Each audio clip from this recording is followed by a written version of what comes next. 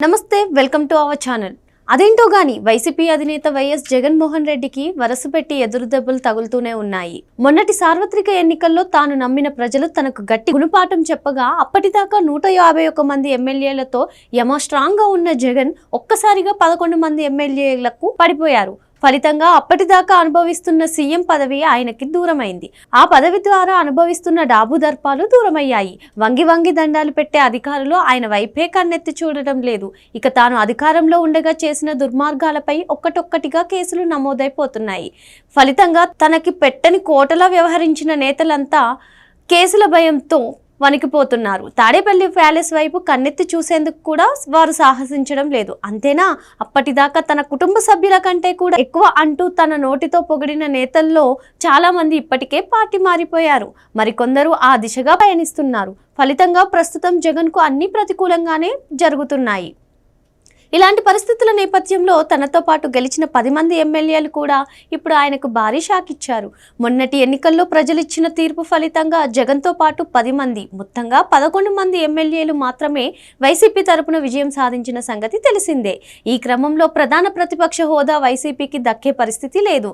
అసెంబ్లీలోని మొత్తం సభ్యుల సంఖ్యలో కనీసం 10% సీట్లు గెలిచిన పార్టీకి మాత్రమే ప్రధాన ప్రతిపక్ష హోదా లభిస్తుంది. ఆ పార్టీ సభ్యులు ఎన్నుకునే ఎమ్మెల్యేకు ప్రధాన ప్రతిపక్ష నేత హోదా లభిస్తుంది.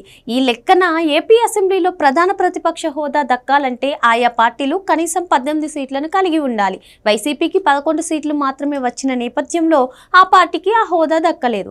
అయితే తనకు ప్రధాన ప్రతిపక్ష నేత హోదా ఇస్తేనే సభకు వస్తానంటూ చిన్నపిల్లాడి మాదిరిగా మారం చేస్తున్న జగన్ బడ్జెట్ సమావేశాలను బహిష్కరించారు. తనతో పాటు తన పార్టీ ఎమ్మెల్యేలు సభకు హాజరు కారని ఆయన ప్రకటించారు. అయితే సభ జరుగుతున్న సమయంలో పార్టీ కార్యాలయంలో మాక్ అసెంబ్లీ నిర్వహిస్తామని, లేదంటే మీడియాతో మాట్లాడుతూ అధికార పక్షాన్ని ఎండగడతామని ప్రకటించారు.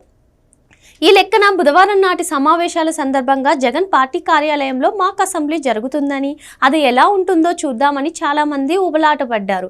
అయితే జగన్ సతీమణి వైఎస్ భారతిరెడ్డి నేతృత్వంలోని సాక్షి టీవీలో కానీ, వైసీపీకి అనుకూలంగా ఉన్న ఏ ఛానల్లో కానీ ఈ మాక్ అసెంబ్లీ ప్రసారం కాలేదు.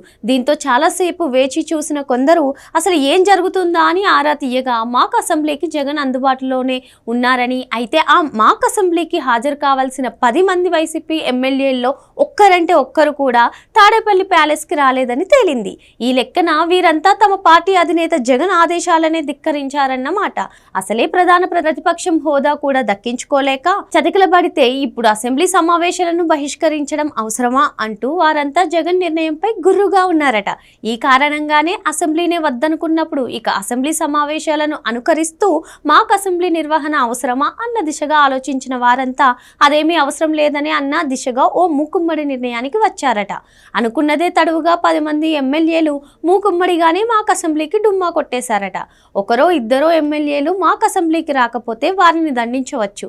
మొత్తానికి మొత్తం ఎమ్మెల్యేలే మాక్ అసెంబ్లీకి రాకపోతే ఇక ఎవరిని దండించేది అని మదన పడిపోయిన జగన్ చెప్పా పెట్టకుండానే మాక్ అసెంబ్లీని రద్దు చేసుకున్నారు. ఇక కనీసం మీడియా ముందుకైనా రాకపోతే బాగుండదని అనుకున్నారో ఏమో తెలియదు గాని చాలా ఆలస్యంగా మీడియా ముందుకు వచ్చిన జగన్ మొన్నటి బడ్జెట్ అంశాలను తీరిగ్గా బుధవారం ప్రస్తావిస్తూ సాగారు.